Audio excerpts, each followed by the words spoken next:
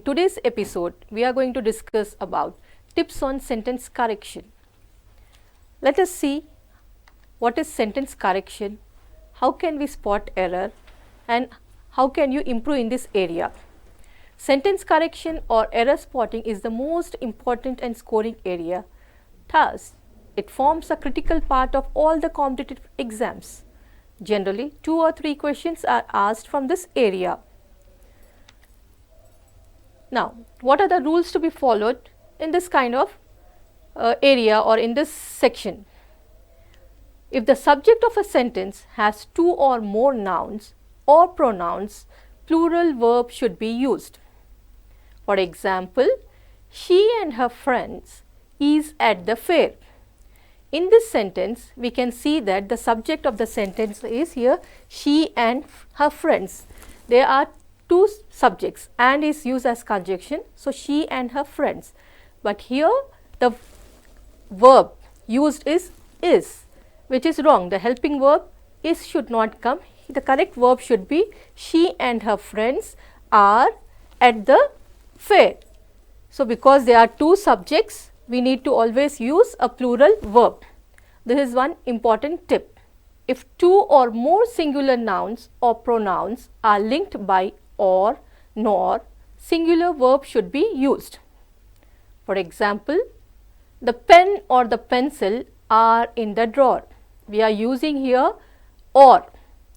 So, when we use or nor, that means we are talking about one subject. Though the subjects, 2 subjects are mentioned here, the pen and the pencil, but we need to consider it as one subject. Here are is used as a helping verb, which is wrong. The pen or the pencil is in the drawer. Here the helping verb should be is, because we are talking about either pen or pencil, not both of the things, subjects. So, always remember, with a singular subject, singular verb, and with plural subject, plural verb should be used. I hope you have understood this rule. Moving on to next rule, rule number 3. The helping verb 𝗧 should be used only for singular subjects. When we talk about do form of verbs, always remember he, she and it. Along with subjects he, she and it, does or does not should be used. He does his work regularly. She does her work neatly. She does comes to school regularly. It does works. It does not work. So, you have to remember that this kind of verbs should be used, does and doesn't should be used with the subject he, she and it. Helping verb do should be used for plural subjects.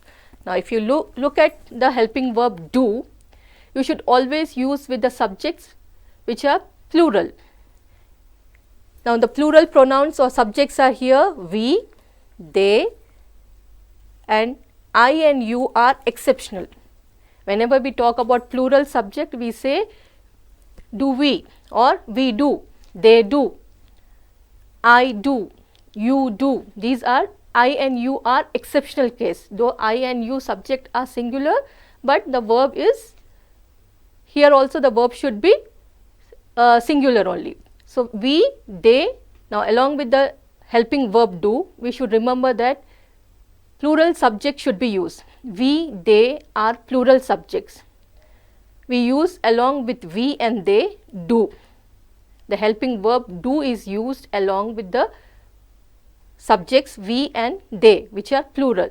Plural subject, singular helping verb. Now, when you take the example of I and you as subject, I is singular, you also is singular, referred to as singular subject, but here the helping verb we are using is plural. Do, we do, they do, I do, you do. So, always remember, along with we, they, I, you should use do or don't. I don't like to do this. I don't like to watch this movie. You don't sing a song. You don't speak with her. You don't fight with her. We don't like going out. We don't talk to each other. They do enjoy each other's company. So these are the examples which we can use along with I, you, we and they. So let us once revise. The helping verb does should be used only with singular subject. He does his work regularly. She does her project very neatly. She submits her projects in time. She does submits her projects in time. It does works very well. This does not works well. It does not works well. Now, when we talk about helping verb do, it should be used with plural subject. Now, the helping verb do is used with plural subjects like we, they. I and you are exceptional subjects. Though I is singular here, you also is referred to as singular subject, but I along with I and you, whenever a sentence starts with I and you should use do. I do. I don't do this. I don't like to do this. I don't like ice creams. I do this regularly. I do watch TV. I do watch this program regularly. You do this. You don't do this. We do go to stadium together. They do enjoy listening to music. These are some of the examples. Now moving to next, rule number 4. Whenever in the subjects material nouns are used or abstract nouns are used, always this noun should be referred as in singular forms. These are just always followed by singular verbs. For example, gold. Gold is getting expensive. Gold is getting expensive day by day. In this sentence, gold is the material noun. Now, we cannot count gold, but we can measure its quantity. So here, this is uncountable noun. That's why along with material nouns like gold, steel, wood, water, silver, etc., we use a singular helping verb, that is. Let us take another example. Abstract noun.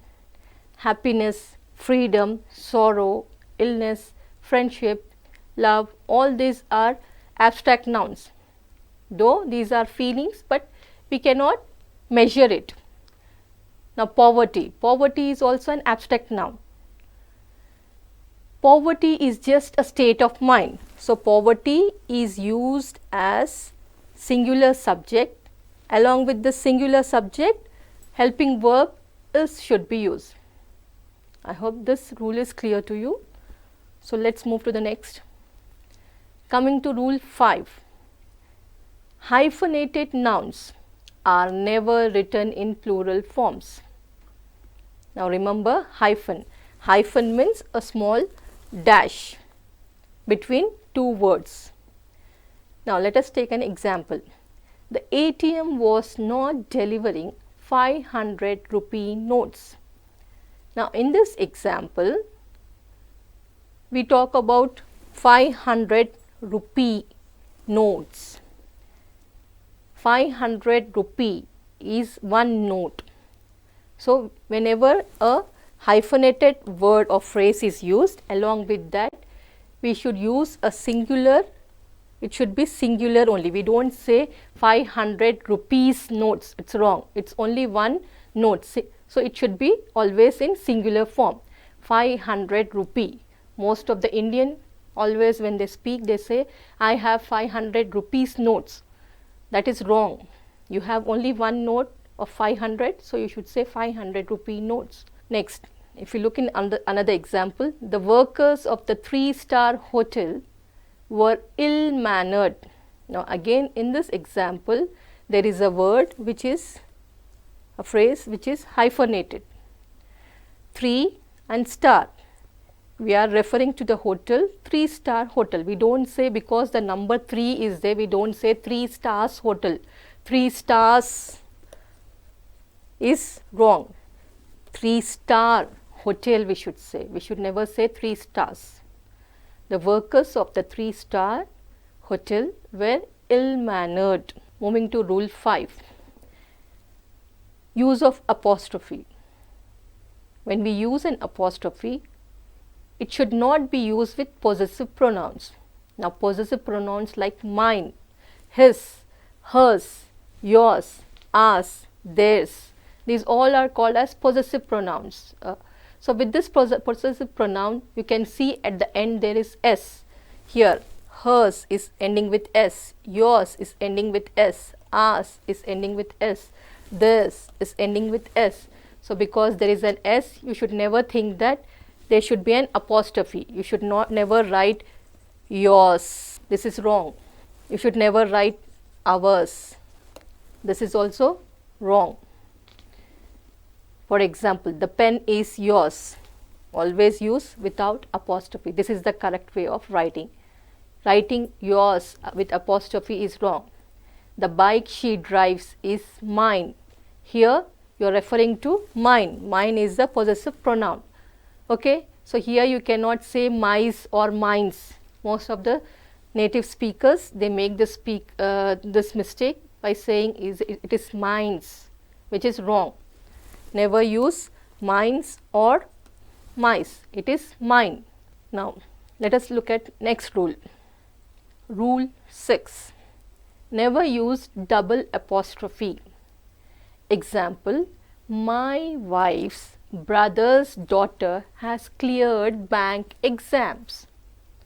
Now, if we look at this sentence, we can see that in this sentence, two nouns are used with apostrophe. Okay, this is called as double apostrophe. In a sentence, there should never be a double apostrophe. This is a wrong sentence. Actually, when you write, you should use only one singular apostrophe. The correct formation of the sentence is, the daughter of my wife's brother has cleared bank exams. Here we are using apostrophe only with wife, not with brother. If we translate English into Telugu, then you use double, that mistake. Most of the students does that mistake. They use wife's brother's daughter. So, which is wrong. Correct English is, the daughter of my wife's brother has cleared bank exam. I hope this is clear to you. Let us look at one more example. Rohan's father's car is lost. Rohan's father's car is lost. Again, in this sentence, while giving information, here double apostrophe is used. Again, this sentence is wrong. You must say, the car of Rohan's father is lost. The car of Rohan's father is lost. So, when you use this sentence, in this you find only one single apostrophe. So, rule 6, never use a double apostrophe in a sentence. Always there should be only one apostrophe in a sentence. Moving on to next rule, use of pronouns. Pronouns should always be used in the following order. You know, pronouns as I, we are used to refer first person. We use you to refer second person. We use he, she, it, they and names Ramesh, Suresh, Rita, Geeta, Sita, etc. These are used to refer third persons. So, it has a particular format to use. Now, what is that format? If different pronouns or persons are present in the same sentence, they should be arranged in 2-3-1 order. What is the 2-3-1 order? This is the 2-3-1 order, 2-3-1. So, first you will use you, then next you will use he, then you will say I. Remember, 2, 3 and 1 order. Second person, third person and first person. When you write a sentence, if you are mentioning more than 2 or 3 persons' name in a sentence, then you have to follow this order: 2, 3, 1.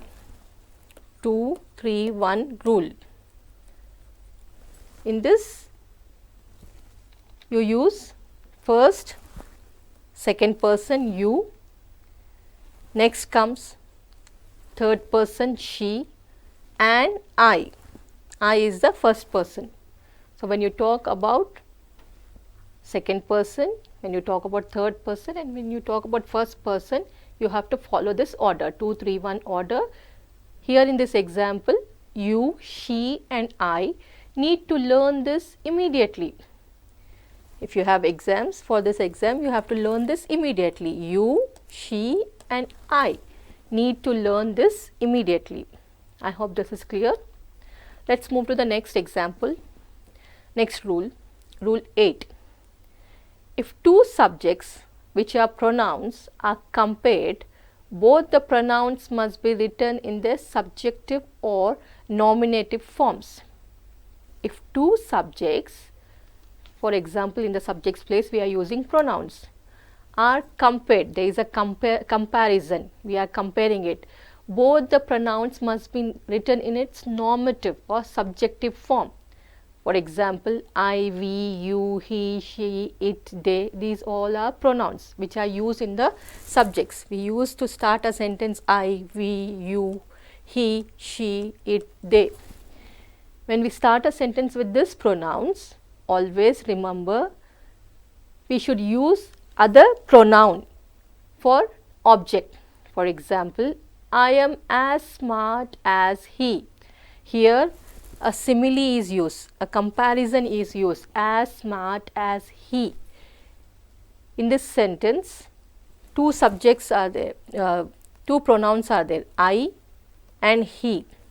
So, when you compare two pronouns, you have to always use the pronoun him in the object place. He will come in subject place. Using he in object place is wrong. I am as smart as him, we should say. I am as smart as him. This is the correct sentence. You cannot say he, this is wrong. She drives better than I. Most of them say she does better than me. They use this. So, which is wrong. You should never use I in the object place. This is the subject place and this is the object. So, in subject place you always use I, he, she, you, etc. You cannot use I. I should be used in the beginning of the sentence in the subject place. I should not be used as object. So, instead of I you will write me. She drives than me is the correct sentence. I hope this is clear. Let me explain once again. When two pronouns are used and there is a comparison, a simile is used when you are comparing with as with another person, then you should always use the other nominative form of the pronoun. You should not use the subjective form. Okay, a subjective form is used in the subject place. Okay. Example, I am as smart as him. She drives better than me. Now, moving to next rule, rule 9, subject and verb agreement. In any sentence, the verb should agree with the subject in person as well as in number. In other words, if subject is singular, then verb should also be singular. If subject is plural, then verb should be plural. I hope you know this rule. So, always remember in this example, he plays. He is the subject. He is singular subject. Singular subject. Plays is singular verb. Always with singular subject, there should be singular verb. They is plural subject. Play is plural verb. Singular subject, singular verb. Plural subject, plural verb. Next rule, rule number 9. There are two important tricks to correct these types of question. We can have this farthest subject rule and the nearest subject rule. Sometimes there may be more than one subject, two subjects. So, there are farthest. One is very close to the verb, one is very far from that. So, if it is in the beginning of the sentence, it is called as the farthest subject. If it is near the verb, it is called as the nearest subject. Now, what is this rule? Let me explain with the help of an example. Now, words like either, neither, any, one, none, when followed by of the, are always followed by a plural noun. Remember, either, neither, any, one, none, these all are used in the subject place. When they are used in the beginning of the sentence, or sentence starts with this, always they should be followed by of the, either of the girls, neither of the boys, any one of the student, none of the students, any one of the students. It should be followed by plural noun and a singular helping verb. Either of the students is hungry. This here students, let us take two students. When we talk about two students, we are talking about one person here, because in the sentence, in the subject place, either is used. Either is referred to one person or one student. So, out of two students, only one is hungry. Because the subject is singular, we are using a singular verb, helping verb here. I hope this is clear. None of the books is available. Now, you have gone to the shop or library, you wanted to purchase books, the books which you want to buy, those are not available. Any of the book is not available. So, how will you say none of the books? Out of many books, one book also is not available on the shelves in the library or in the shop. So, none means nothing. One book also is not available. So, that is why along with singular subject you use singular helping verb, none of the books. Whichever book you want, out of so many books, one book also is not available in the shop, none of the books. Here always the noun should be plural. Here also the noun should be plural, students. Whenever you use either, neither or any, one or none, along with that the noun which is followed should be always in plural forms. Now, either is used only when the choice is to be made from two persons or objects. Imagine that there are two girls, two boys, or two bottles, two pens. So, you have to make one choice. Out of two, you have to select one. Then you will say either of the pens is good. Either, that means any one. Either is used only when the choice is to be made between two things. So, it is used to mean one of the two. Either of the pen. If there are more than two persons objects for choice, we use any of the or one of the. It is used if there are more than two persons or objects for choice, we use any of the or one of the. Always remember, either is used only when the choice is made between two persons. There are two things. Out of that you have to select any one, or two objects you have to select any one. It is to use to mean one of the two. Either of the girls can join me, can come along with me. Either of you can do this work. That means out of two, anyone can do it. Okay. Now, next one. When the sentence starts with any, always any is followed by one of the, any one of the. We start a sentence, any one of the. For example, either of the sentences is incorrect. Here the sentences, that means there are how many sentences? Two sentences are there. Out of two sentences, either, that means one of the sentences is incorrect. One sentence is incorrect. Either of the sentences is incorrect. It can be one sentence It can be 2. Out of 2 sentences, either of the sentences is incorrect. That means both the sentences are incorrect. One of the sentence is incorrect, or in a paragraph there are many sentences, we say one of the sentences. There are many sentences. You are pointing out at one sentence and you are saying that one of the sentences is incorrect. So, always remember, when the sentence starts with 1, it should be followed by of the sentences. This noun should be plural, S should be there. Coming to next rule, subject verb agreement. Till now we were discussing about subject verb agreement only. If the subject is singular, verb also should be singular. If the subject is plural, verb also should be plural. Now, do you remember we have discussed just now nearest and farthest rule, nearest subject rule and farthest subject rule.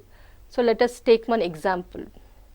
Not only the principal but also the teachers dash playing. Now, what should come here? It should be is or are.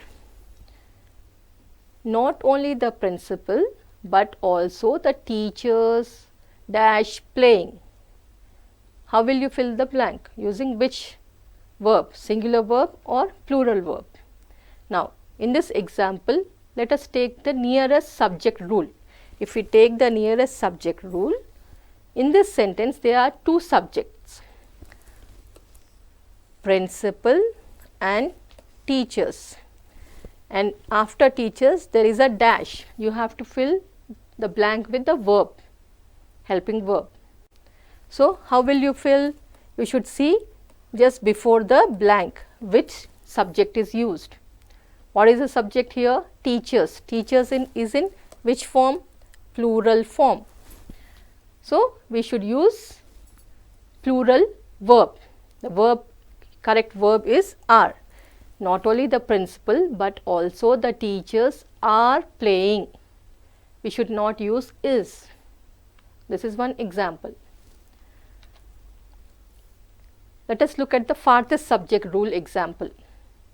The principal as well as the teachers dash playing.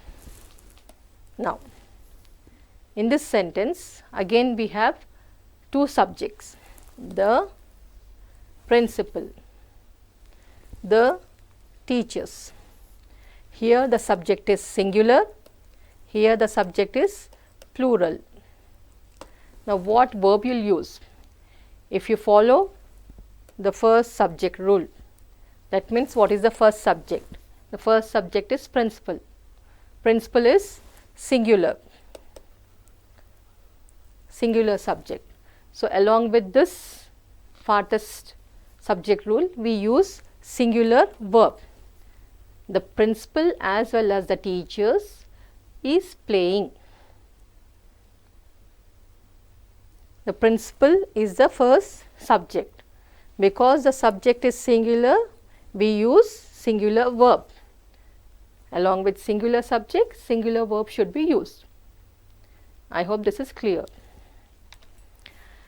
Now, when you talk about modifiers, it can be a word or phrase which is used to modify any other word or phrase.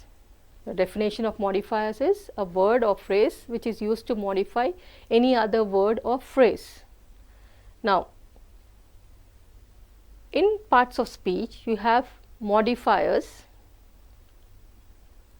Adjectives and adverbs are considered as modifiers. Now, when adjective is there, adjective always is used to modify either nouns or pronouns. A noun or pronoun is always modified by an adjective. Adverbs, they are used to modify adjectives, adverbs and verbs. Now, chic and smart, the travel agency could not help admiring the model's cloth. Here, in this sentence, if you see chic and smart, I have underlined. What is chic and smart? It is an adjective, something describing words. The travel agency could not help admiring the model's cloth. Now you think that we are talking about 𝗧𝗧 and 𝗧𝗧 refers to travel agency, because this comes next. This is followed by travel agency, but it is wrong. Here this adjective smart, 𝗧𝗧 and 𝗧𝗧 is talking about what? It's talking about model's clothes, not travel agency. So in the above sentence, 𝗧𝗧 and 𝗧𝗧 seems to refer to not travel agency, but it is refers to model's clothes. We are talking about the clothes which models wear. They are very 𝗧𝗧 and 𝗧𝗧. So the correct sentence would be, the travel agency could not help admiring the model's 𝗧𝗧 and 𝗧𝗧 clothes. So here in this, the 𝗧𝗧 and 𝗧𝗧 clothes should come little later.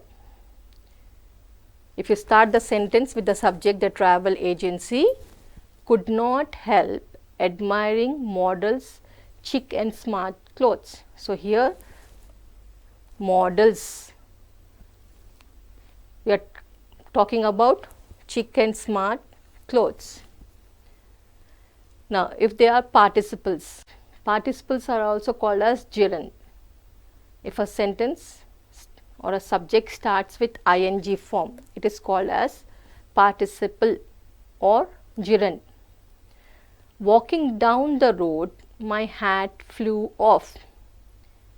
If you read this sentence, you think that walking down the road, my hat flew off. What does this sentence mean?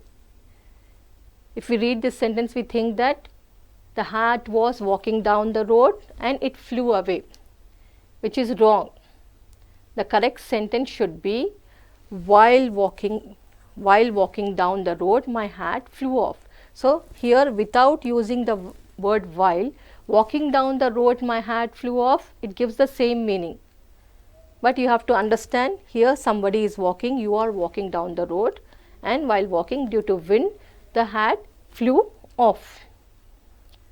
Let us see some mistakes which are commonly committed by students in the usage of nouns. My father gave me a pair of binoculars. Always remember, there are some words which are always in plural form. You cannot remove s, like scissors. We always say scissors, whether it is singular or plural, we say scissors only. If it can be referred to one, or it can be, I have many scissors, I have one scissors. So it is plural only, always plural. If you see binoculars, what is this binocular? This is a device which is used to see distant objects, to see things which are very far. So you can see the image here. Binocular means this. I hope you have seen this or heard about this word. So always binoculars is written as with s. It is plural form, but it is used to mention to one object, one thing, one binocular. One binoculars also is binoculars. I have many binoculars. You are talking about many, you say, you use before the noun many. Never use binocular, never write binocular in your exam. If they give sentences and they may give you like this option and ask you which one is correct. So you have to tick this one is correct. Binocular is wrong. Scissors, this is correct, not scissor. The first inning of the match was very sensational. In this example, we have inning. You think that first inning, second inning. Inning is always written as with s as plural only. Whether it is one inning or many innings, you say innings. The first innings of the match. So if you want to specify which inning, first innings or second innings, you have to mention it before the word innings to specify. The first innings of the match was very sensational. So in this, the word usage of noun inning, always it should be used with s. This is wrong. The correct usage is always plural form. The first innings of the match was very sensational. The second innings, in the second innings, India lost the match, or he fared very well. He scored a century in the second innings. In the first inning, he was ducked out. Let us see the common mistakes in the usage of prepositions. We commonly hear this kind of words, students making this mistake. She is suffering with flu, we say. Never use with preposition when we are talking about suffering. You say she is suffering from flu, he is suffering from influenza. I am suffering from fever, not with. If you translate Telugu to English, then this kind of grammatical mistakes you make. So, with is wrong. The correct preposition is from. We had a lot of difficulty to find the house. Now, there is a tip here. Whenever in a sentence there is a word difficulty, after difficulty, you should never use to.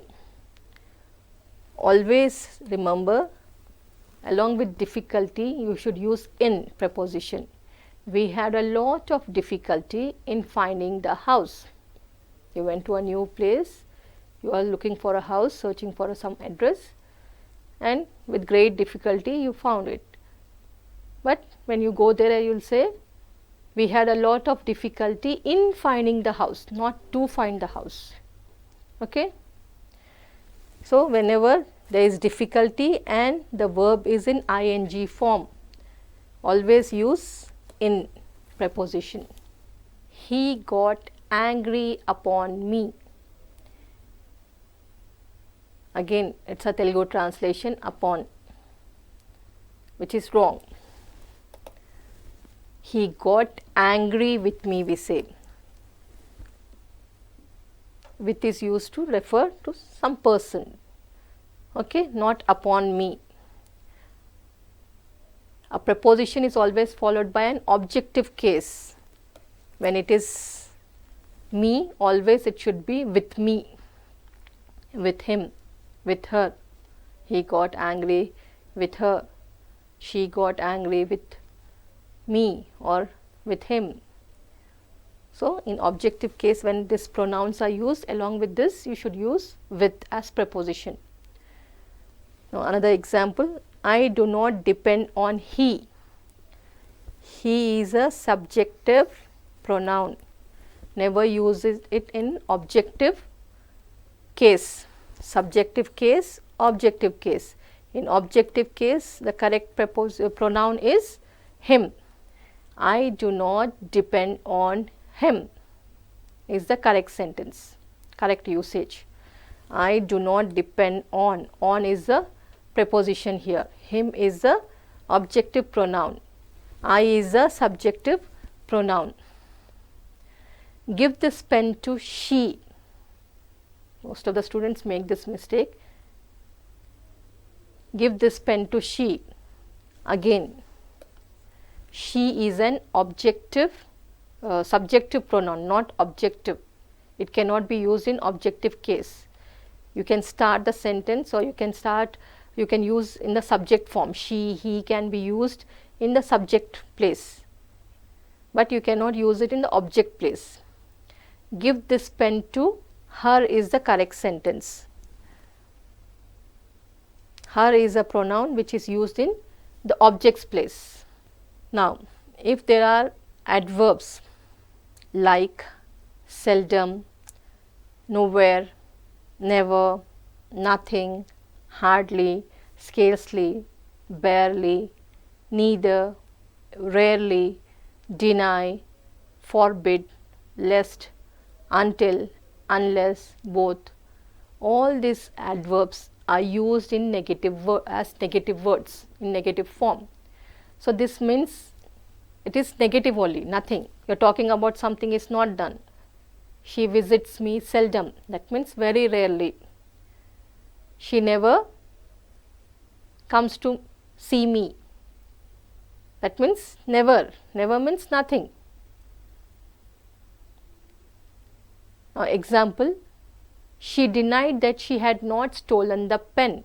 If you look at the sentence, she denied, she is the subject, denied is the main verb, that she had not stolen the pen. Now here in this sentence, denied itself is it means that it is no, not.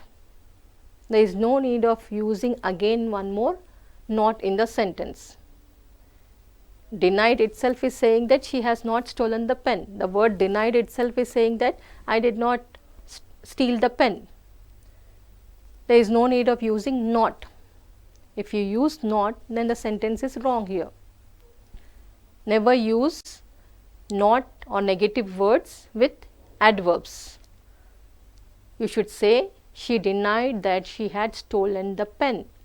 She denied that she had stolen the pen.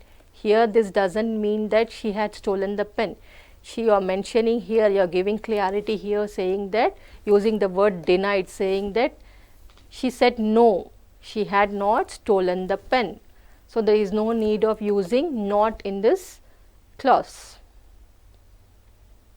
I hope this is clear. I hardly know nothing about him. Now when you use hardly adverb in a sentence, there is no need of using again negative form of word here. I hardly know nothing about him. That hardly itself says you don't know anything. So there is no need of repetition of this word, negative word again. You should say, I hardly know anything about him. Where is that person? I don't know. I did not see him since long time. What is he doing? I don't know. I hardly know anything about him. What is his name? Where does he live? What work he does? I don't know anything about him. Now, both of us are not going there. In this example, both of us are not going there. Again, this is a wrong usage. When you use both, you should use positive sentence. You should never use negative, not. When you are talking about something negative, you should use neither. Neither of us is going there. Neither she nor I am going there. Neither of us is going there. Nobody is going there. Nobody is going to the movie or marriage or attending the function or class, nothing. Neither of us. Out of two persons, neither of them, nobody. Neither she nor I am going. When an adverb is used in the beginning of the sentence, it must be followed first by a helping verb and then by a subject. Remember, if a sentence starts with an adverb, it should be followed by helping verb, first by a helping verb, then subject. Now, adverb of frequency. Seldom he goes there. If you look in this example, seldom he goes there. Now, this sentence is starting with adverb. Seldom is an adverb. He goes there. He is the subject, goes is the main verb, there is the object. This is a wrong example or wrong sentence. How should you say? Seldom does he goes there. The adverb should never be followed by a subject. It should always be followed by a helping verb. Seldom does he go there. Seldom does he visits us. Seldom is adverb of frequency, very rarely. So, always adverb should be followed by helping verbs, not by subjects.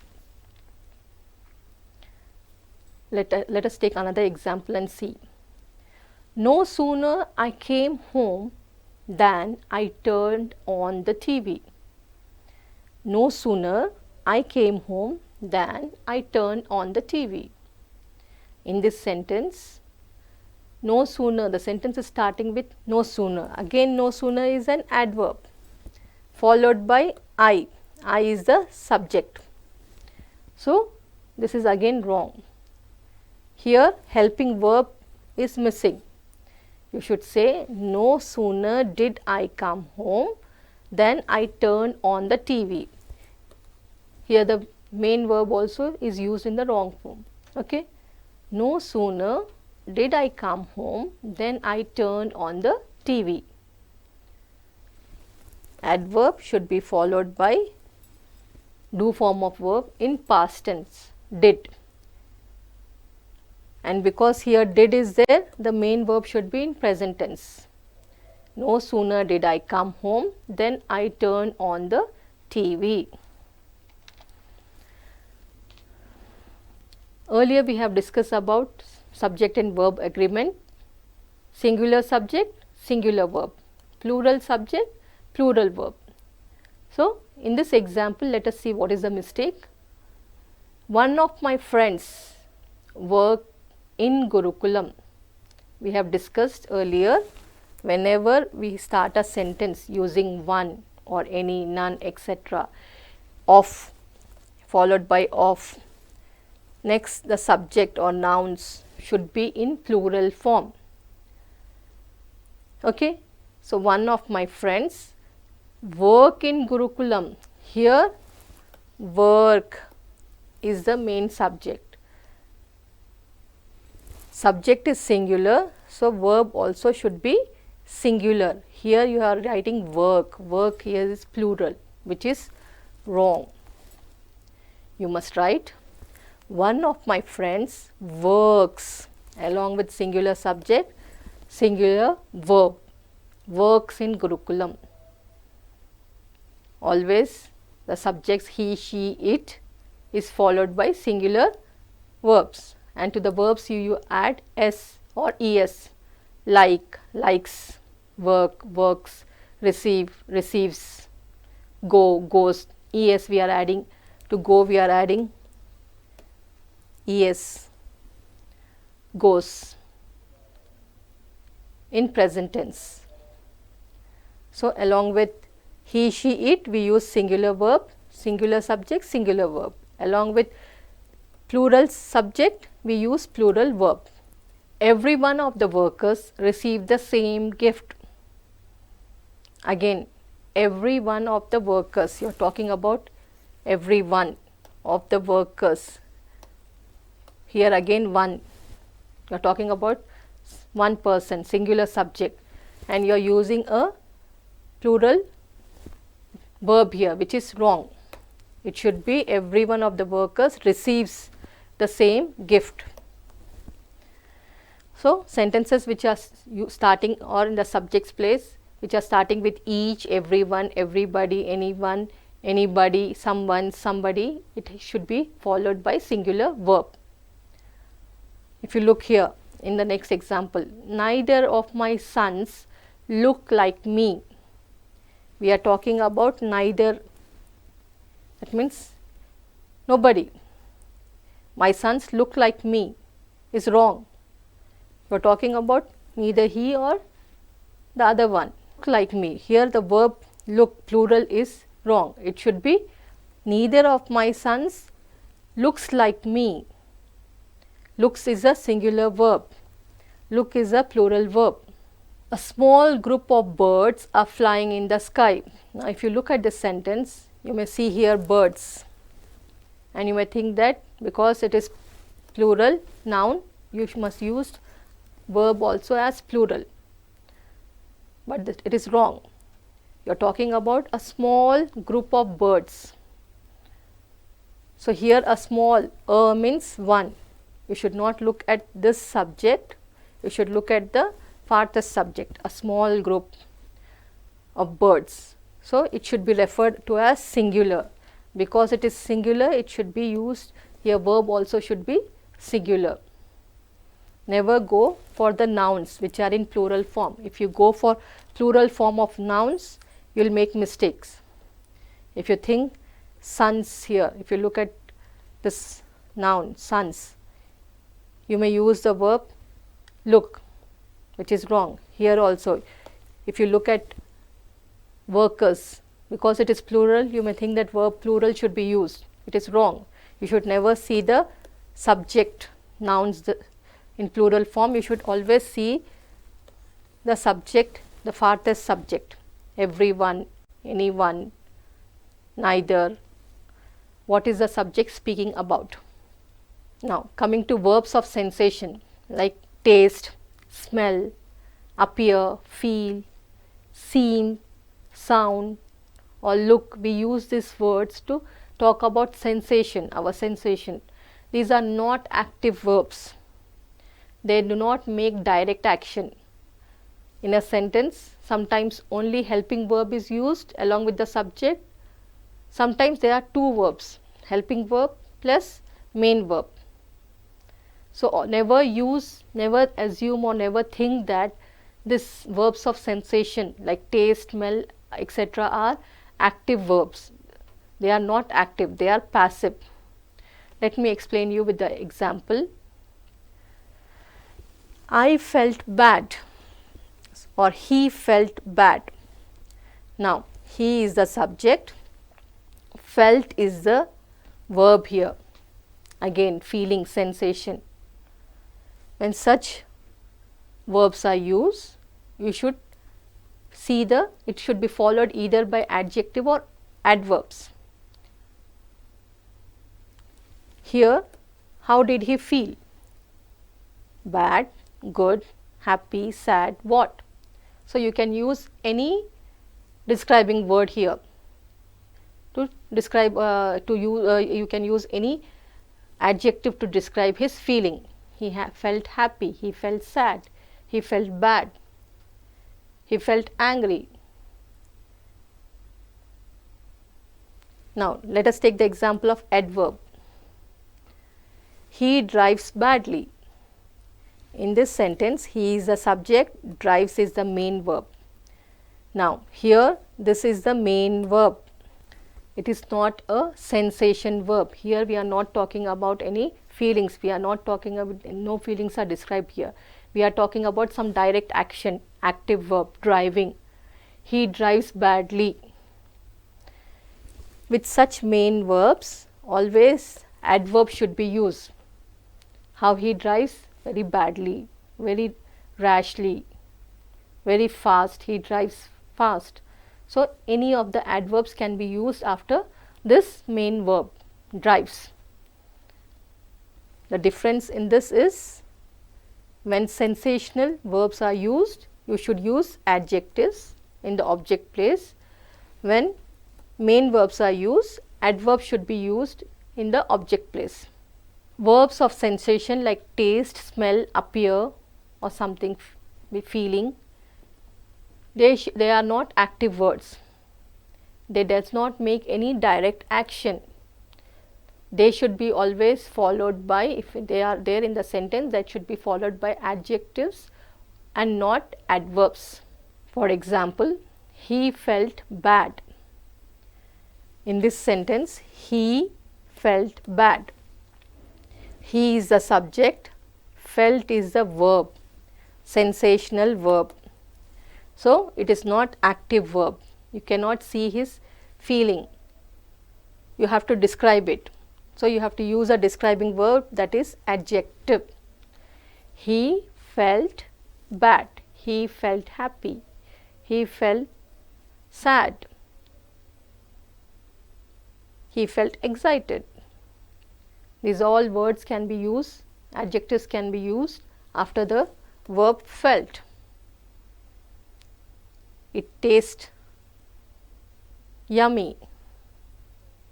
So, you are using adjective to describe the taste. It tastes yummy.